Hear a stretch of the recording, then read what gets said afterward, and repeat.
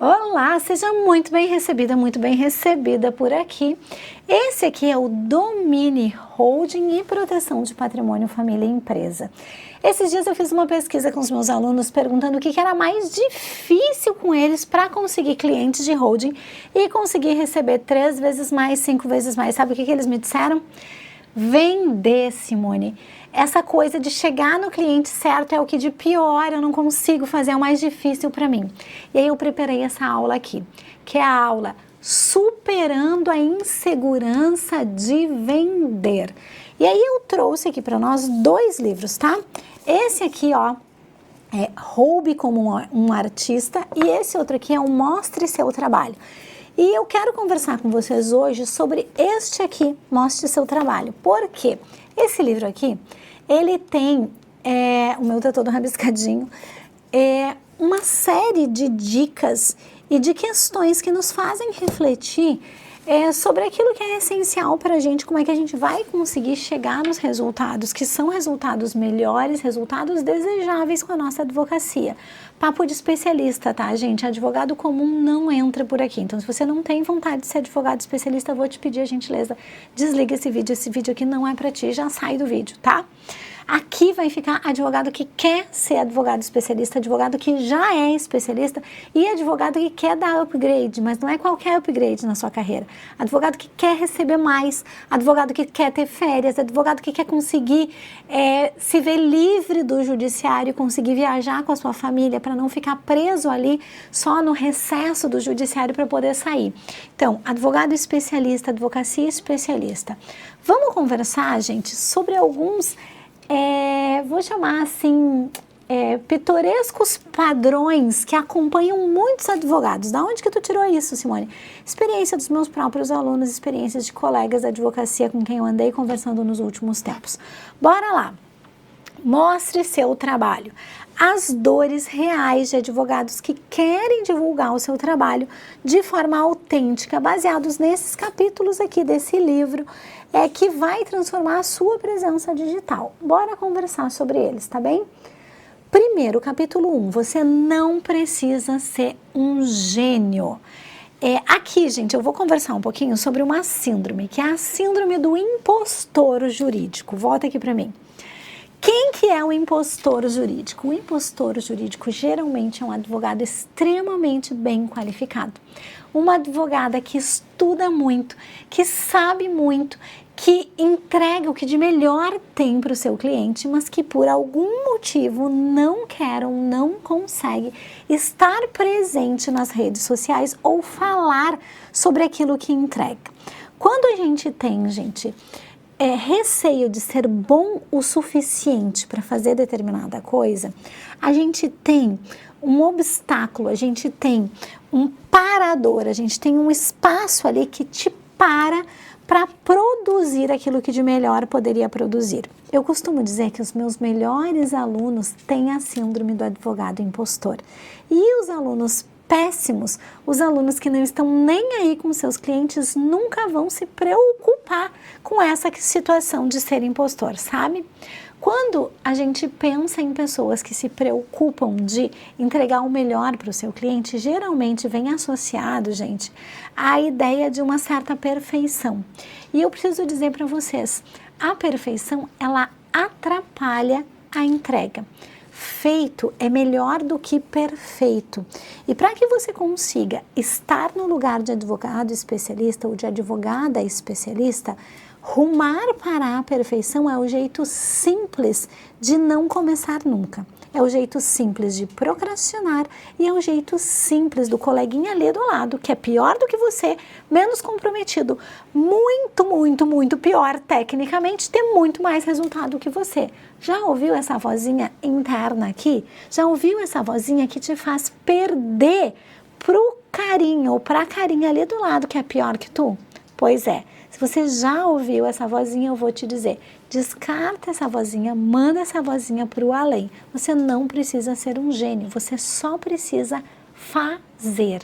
Você precisa ter coragem de sair da sua caverna, meio parecido com Platão, e entrar num universo em que haverá um holofote em cima de você.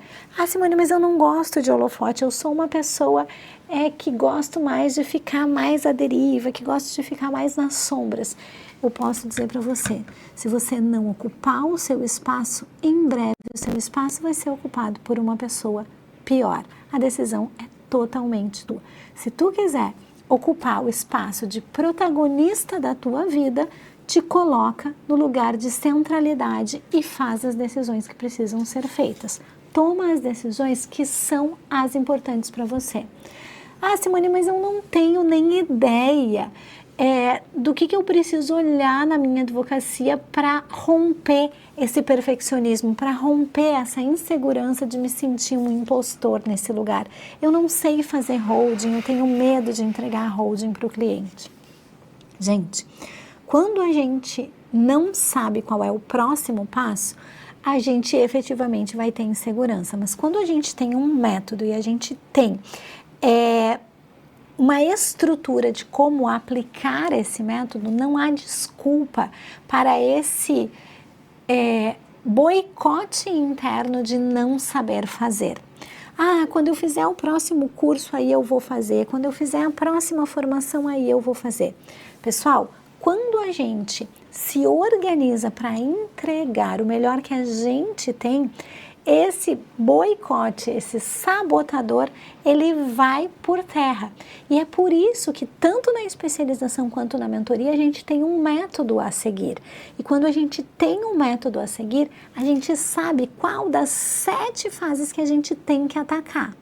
Se eu sei que você está no seu lugar, mas você não faz a ideia daquilo que você tem mais vulnerabilidade, está meio perdido, sem saber qual é a sua próxima etapa, eu quero te recomendar. Dá uma olhadinha no diagnóstico da advocacia, fala com uma das pessoas da minha equipe e que dessa reunião, que dura rápido ali, gente, 30, 40 minutos, máximo 1 hora, você já vai sair com o norte. Você já vai sair com o diagnóstico daquilo que você vai precisar pontuar especificamente para superar essas 7 etapas para superar esse seu sabotador. Dito isso, a gente vai para o capítulo número 2. Qual é o capítulo 2, gente? O capítulo 2 diz assim aqui, ó. Não pense em processo, pense em produto. Bora lá, bora conversar sobre isso. O perfeccionismo paralisa. O meu trabalho ainda não é digno de ser mostrado para as pessoas. Eu não tenho nada de muito lindo para mostrar. O segundo, os bastidores são invisíveis. Aquilo que a gente faz lá na nossa casa é invisível, ninguém está vendo o que a gente está fazendo. E a terceira coisa, o processo atrai autoridade. Qual é a crença que está por trás desse capítulo 2, gente? A crença que só se pode divulgar quando a gente tem um caso grande, que só se pode divulgar quando a gente tem aquele case para chamar de seu. Essa postura mantém muitos profissionais nas sombras e deixa os profissionais medianos dominando o mercado. Ah, mas como assim, Simone? O autor dessa obra, ele nos propõe que a gente não pode pensar num produto certo e definido para mostrar para as pessoas. Mas o que a gente tem que fazer é mostrar o processo que leva a gente a entregar isso. Então, qual é a proposta dele nesse capítulo?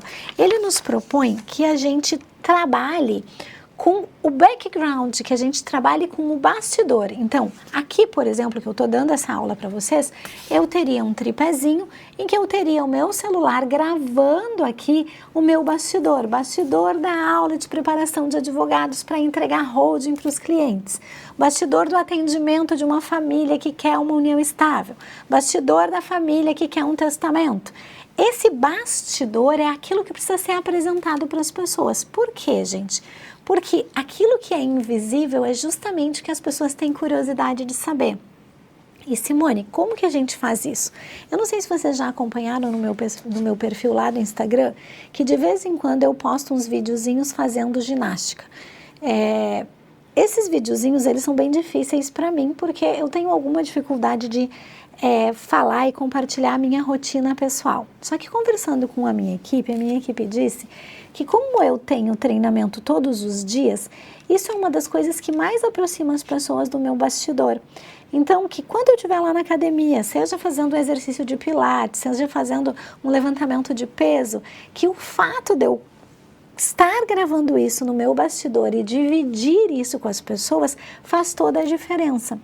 E aí eles me disseram assim, e Simone, também é importante que tu mostre para as pessoas que é muito, muito, muito importante que elas tirem um momento para que elas possam se manter saudáveis. Então, essa situação da academia é uma situação importante de compartilhar. E aí, eu tenho um péssimo hábito, gente, de quando eu tô trabalhando em casa ou até mesmo quando tô sozinha no escritório, eu tô lá toda assim, com os cabelos para cima, tudo bagunçado, eu tô toda assim, bem estranha, sem roupa de ginástica, porque eu me sinto mais confortável desse jeito. E aí o pessoal da equipe disse assim, quando tu estiver assim, faz um videozinho de um bastidor e descreve o que tu tá fazendo ali. Às vezes eu tô revisando uma estratégia de holding, gente, e aí eu tô lá completamente bagunçada. E se você entrar no meu perfil do Instagram, você vai ver que eu gravo alguns videozinhos rapidinhos em time-lapse, assim, para que vocês também acompanhem a produção de trabalho. Porque eu não me arrumo toda para ir trabalhar todos os dias. Quando eu estou fazendo um trabalho de background, eu estou efetivamente completamente bagunçada. E eu tinha muita vergonha de fazer isso. Porque, eu não quero aparecer na internet toda esquisita, né? Só que o fato de estar na vida real ali, toda estranha, os cabelos tudo esquisito, podendo mostrar para as pessoas que eu estou trabalhando desse jeito, faz toda a diferença para que outros advogados também entendam que não existe uma rotina perfeita, que existe uma situação do possível. Então, eventualmente, vocês vão me ver de roupa de ginástica, de roupa lá toda bagunçada, às vezes até de pijama trabalhando. Por quê? Porque aquilo que é montadinho para a vida real não faz sentido. A ideia é apresentar o bastidor. E aí uma coisa muito, muito importante, que é o que, gente? Processo atrai autoridade. Como assim o processo atrai autoridade? Se eu mostro para vocês aqui que nesse exato momento que eu estou produzindo isso aqui, eu estou de pé descalço, ó. Vou mostrar aqui o pé descalço. E que isso é um bastidor possível. Por quê? Porque eu preparei uma aula que é uma aula de bastidor. E eu preparei uma aula que é para a gente se encorajar a se colocar nesse lugar de processo. O que eu estou trazendo para vocês? Um pedacinho da minha vida real. Eu podia estar aqui toda bonitinha, em cima do salto e tudo certo, só que não é assim que eu faço as coisas. Se eu mostrar para vocês que aqui tem o planner do advogado especialista, que eu acabei de gravar uma aula para saber como é que a gente usa esse planner, que tem aqui o quadrinho que eu uso sempre, as canetinhas que eu uso para isso, aqui também tem o apagador, tem aqui os folhetos que tem as ideias de postagens de todo dia. Tem aqui todo o material do box que eu trouxe para a gente olhar. E tem também esses outros livros aqui, que são livros que são instrumentais. Vocês vão perceber que há uma preparação para que isso aconteça. Isso aqui, gente, não foi preparado para eu poder mostrar para vocês. Isso aqui está sendo produzido efetivamente dessa forma. Acabei de mostrar que eu estou de pé descalços. Por que eu estou de pé descalços? Porque o salto alto ficou logo ali do lado. Porque eu precisava preparar algo para vocês. Quando o autor nos coloca dizendo que o processo atrai autoridade e o bastidor acaba conectando ao cliente, a ideia de um especialista que sabe o que está fazendo e que está dedicando tempo para aquilo acontecer, se faz. Por quê? Se eu chegasse aqui rapidamente, simplesmente, vou fazer uma aula e ponto final, sem, por exemplo, ter lido o livro, vocês iam receber uma aula com aparência de perfeição. Mas quando eu mostro para vocês o processo que está por trás, eu mostro para vocês que o meu livro está absolutamente rabiscado e que isso é o que eu efetivamente faço no meu dia a dia, isso atrai autoridade neste lugar. E se você fizer isso numa revisão de escritura pública de união estável, numa doação, num testamento ou numa proposta de uma holding pura ou de uma holding operacional ou numa revisão de acordos de sócios e mostrar para os seus clientes que isso é a sua rotina, ainda que você esteja com o cabelo bagunçado e completamente desalinhado para os padrões tradicionais, você está mostrando para o cliente que você dedica tempo, que não é somente aquilo que aparece bonitinho lá na frente que faz diferença. Então, esse é o capítulo 2. Espero que ninguém me leve muito a mal por estar de pé descalço. Se levar, já eras, as iras. O número 3, gente. Compartilhe um pouquinho todos os dias. Olha só, esse aqui, gente, é para uma dor grande, que é a dor da inconstância. Eu costumo dizer que a gente tem 3 Cs no conteúdo. Aliás, isso está no curso de marketing jurídico. Se você não teve acesso ainda no curso de marketing jurídico, pede para a equipe esse acesso. Esse acesso do curso de marketing, aliás, estava bem em promoção aí. Não sei se a galera entrou. No curso de marketing jurídico, a gente tem 3 Cs para dar conta no método da Simone. O método LEOA, que é um método desenvolvido especialmente para vocês. O primeiro C é o cliente. O foco não é em você, na sua rica cara, nos seus ricos olhos azuis. O foco é no seu cliente. Para quem nós falamos? Se nós falamos para um empresário, para uma empresária, é nele que a gente foca, gente. O segundo C é o conteúdo. O que a gente compartilha? Eu acabei de dizer para vocês que o item 2 é o processo. Eu não compartilho um resultado pronto, eu compartilho a forma de produção desse processo. O que adianta eu montar aqui e mostrar um contrato de holding para vocês? Uma coisa simples. Ah, tá aqui ó, o contrato de holding modelinho. Não adianta nada, vocês precisam entender qual é o meu processo de produção da holding para poder se mobilizar a também montar holdings para os seus clientes. E aí o terceiro C, a terceira etapa desse C é a constância. Quando a gente tem inconstância, a gente perde, gente, a oportunidade de gerar na cabeça das pessoas uma certa expectativa relacionada àquilo que a gente vai produzir. Então, quando a gente fala em compartilhar um pouquinho todos os dias, a gente está falando em construir, gente, a ideia de que tudo que eu estou fazendo é possível de ser compartilhado. Estou dizendo para você compartilhar, gente, a maquiagem de vocês? Não, eu mesma não compartilho. O dia que eu chegar compartilhando maquiagem, vocês vão ter certeza de que eu superei um obstáculo gigante, que é o obstáculo de me maquiar na frente das pessoas. E não pensem que as pessoas que trabalham no meu marketing já não pediram. Simone, mas tu te passa protetor solar todo dia, por que tu não bota a câmera ali e não faz? Não consigo, ainda não consegui superar essa objeção. Já estou aparecendo de roupa de ginástica, já estou aparecendo meio feia, até de pé descalço estou aparecendo. Agora, me maquiando ainda não deu. Encontre o seu conforto. Você não precisa fazer o que está todo mundo fazendo. Sabe aquelas dancinhas malucas que todo mundo faz? Eu nunca fiz isso. Embora eu vou dizer para vocês que na vida real eu sou uma pessoa desse tipo. Eu sou a pessoa que é capaz de botar a peruca loira e sair maravilhosamente para compartilhar um pouquinho com a peruca loira. Mas nesse momento na internet ainda não consegui fazer. Por quê? Medo de julgamento. Então, estou compartilhando com vocês uma vulnerabilidade para vocês saberem que o medo de julgamento não vai me levar para lugar nenhum. E isso tem a ver, gente, com o número 4. O que é o número 4? Abra o seu gabinete de boas histórias.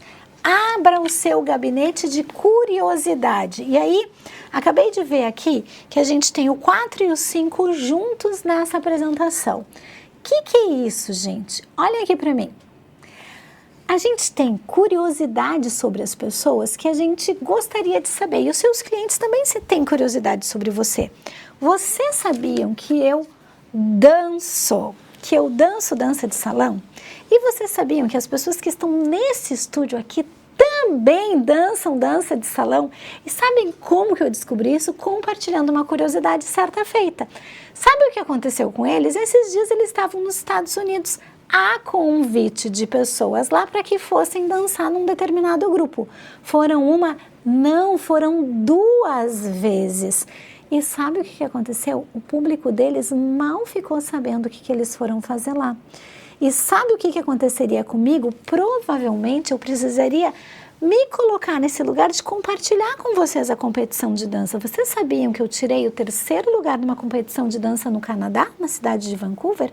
Pois é, eu fui dançar uma dança chamada West Coast. E essa dança é uma dança que eu danço mal, mas foi o suficiente para tirar o 3º lugar numa competição. Tudo bem que eram newcomers, eram pessoas que iniciavam nessa dança. Agora, se me colocarem a dança salsa, certamente vai ser muito diferente.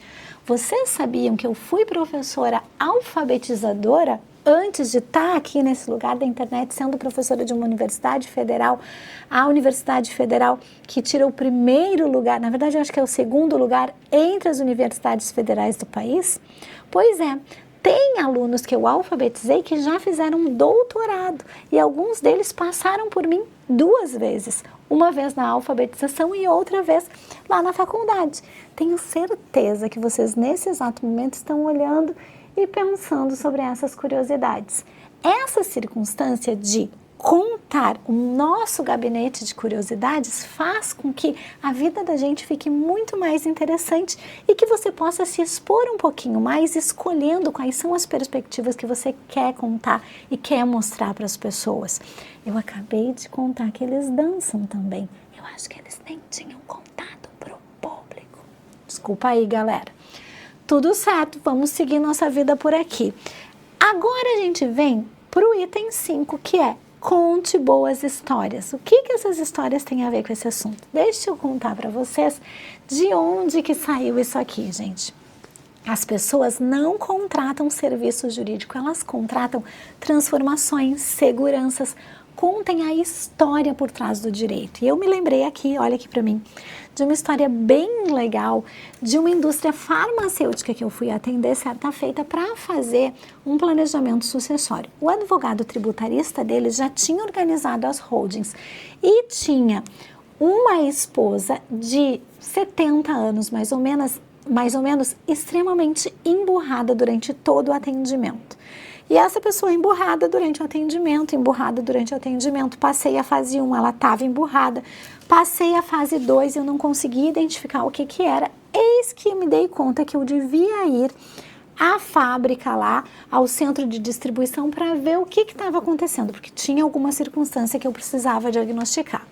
Numa tarde, fomos até lá, chegamos lá, eu entrei na sala, peguei meu cafezinho, vocês já sabem que eu sou a louca do café, e aí chamei a pessoa, vamos conversar. Eu estou percebendo que a senhora está bem irritada com esse processo, o que é que está lhe atrapalhando, o que está lhe incomodando? A senhora olhou para mim e disse, sabe o que é, doutora? É que vocês estão tratando isso aqui como se isso aqui fosse uma montanha de dinheiro. E isso aqui não é dinheiro, isso aqui é tempo da minha vida. E se a senhora soubesse o que aconteceu, nós começamos isso aqui na garagem da minha mãe. E a garagem, eu vou lhe mostrar onde é que é. Se ela tem tempo, vamos lá na garagem. E aí eu fui de carro nessa senhora. Olha o que acontece, gente. Se essa pessoa não tivesse me contado que tudo começou na garagem da mãe dela, eu não teria localizado uma necessidade de inclusão de alguém nesse assunto. Ah, Simone, mas como assim? O que isso tem a ver com a gente? O que isso tem a ver com mostrar o trabalho? Olha o que aconteceu. Eu achei que eu estivesse lidando com algumas pessoas no planejamento sucessório. Então, qual era a minha expectativa? Eu achei que eu estava lidando com o sócio, a esposa do sócio, o outro sócio e a esposa do sócio. Esse sócio com 3 filhos e esses sócios com 2 filhos. E essa pessoa aqui, emburrada comigo, emburrada, não aceitava, não queria, não nada. Quando ela me levou na garagem em que tudo começou, eu me dei conta. Sabe quem que estava faltando no meio do planejamento? Uma pessoa. Quem era a pessoa? A mãe dela. Tudo tinha começado na garagem da mãe. A mãe já era falecida, só que ninguém estava falando sobre isso. E ela estava ficando muito incomodada porque, em que pese a mãe era falecida, ninguém estava nomeando a mãe, honrando a mãe, reverenciando a história da mãe. Gente, o que se fez nesse lugar? Eu já contei para vocês que em outro momento a gente fez uma foto e dedicou. Nesse momento aqui, eles tinham uma formação para jovens aprendizes. Sabe o que se fez? Se botou o nome da escola, o nome da mãe dessa pessoa. Quando a gente reconheceu que essa pessoa tinha valor na história, essa pessoa aqui parou de se emburrar e a gente conseguiu prosseguir. Eles hoje estão na 3ª geração já da família. Mas olha a diferença entre contar uma história e simplesmente dizer: se você não incluir todas as pessoas, elas não vão aceitar fazer planejamento. Quando a gente conta a história, o cliente enxerga que ele também pode estar tentando reverenciar alguém da família. Acabou? Não acabou. A gente tem o capítulo 6, que é o capítulo Ensine o que você sabe.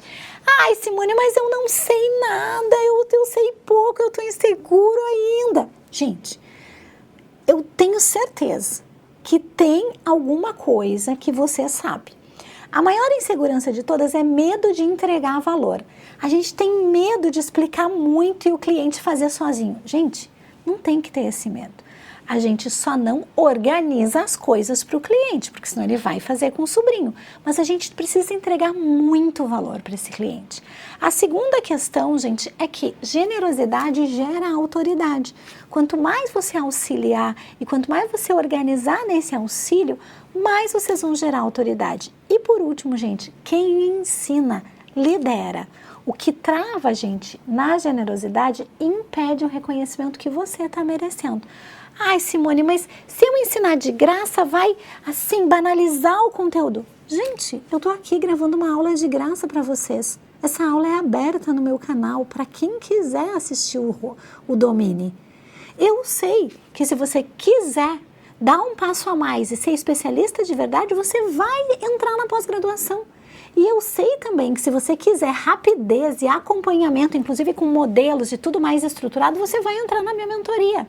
E mesmo que hoje você não tenha 35 mil reais para entrar na minha mentoria, eu tenho certeza que o dia que você tiver um cliente, você vai colocar 35 mil a mais para entrar na mentoria.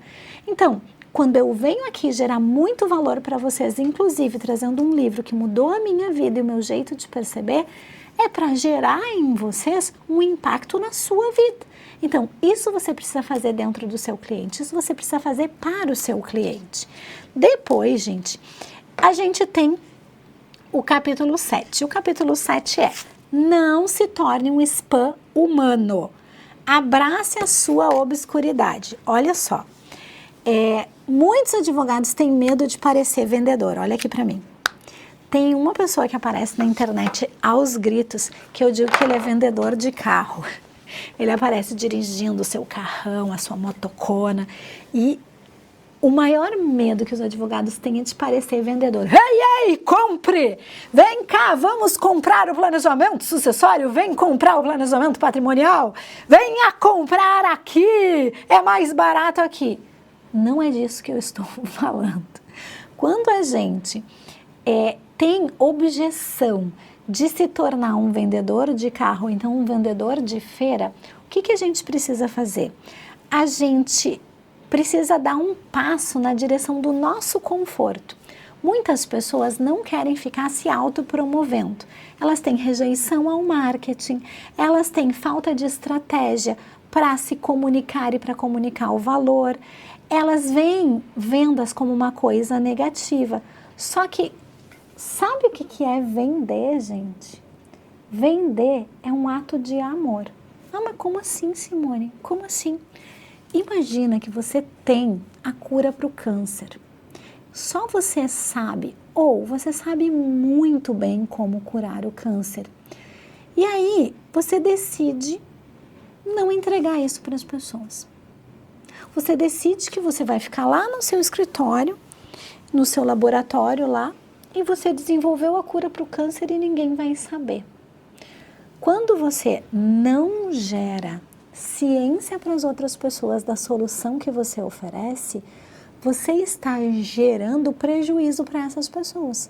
Porque o volume de pessoas que poderiam ser beneficiadas com o seu conhecimento, ele é diminuto. Então, quando você não vende, você pratica um ato de egoísmo. É o contrário do que a gente costuma pensar. E aí, uma segunda questão que acontece muito, gente, aqui, de se tornar um spam humano, é ter uma impaciência. Começar hoje querer que já já dá resultado. Ah, não, mas não funcionou nada, não deu resultado nenhum. Gente, existe uma fase que é invisível, que é uma fase de plantio.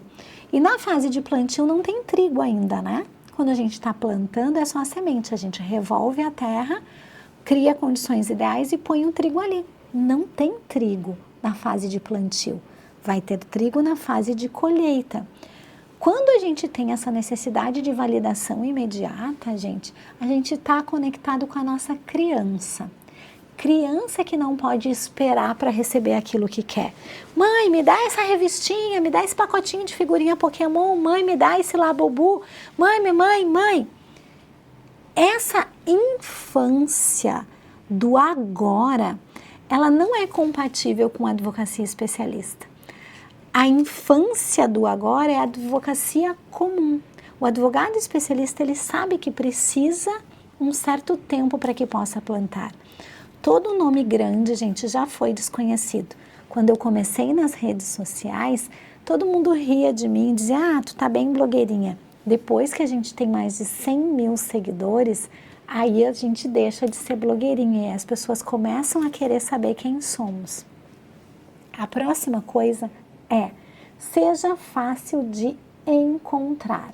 Como assim, Simone? Não adianta ser excelente, mas ser invisível.